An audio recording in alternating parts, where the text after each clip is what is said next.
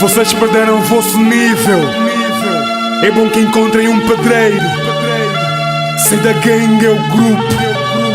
You the fucking best. Não há nenhum nigga, não.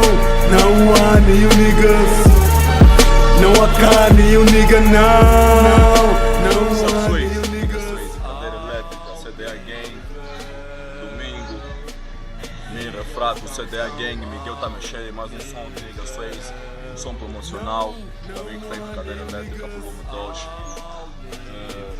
Vamos lá entrar pro povo. Mais um trabalho, lembro de uma job, CDA Gang. Vamos lá ver o trabalho do Miguel, como é que tá a ser feito.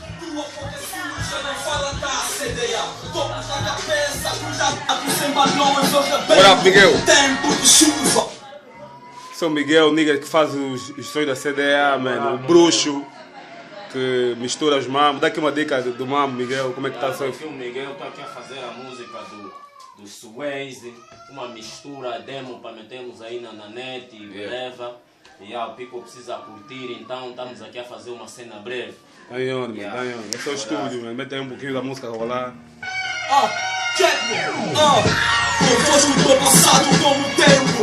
Eles estão armados sem balões, eu rebento. Tempo de chuva, mundo turbulento. Querem me apanhar, só que o turbo está lento. Em a CDA, eu te juro, tô mandando. Sempre a te mostrar em cada beat, tô mandando. O salam aleikum, como fez o Spielberg. Aniquilo cães quando quero como refra. Rima em português, boy, nunca fui britânico. Mando mais porra que a chave do mecânico. Tua boca é sua, já não fala da CDA. Topos na cabeça. Com a tua saca, nós estamos a trabalhar, man. One, CDA Gang, é o futuro, paz, man. Depois dessa não há dúvida.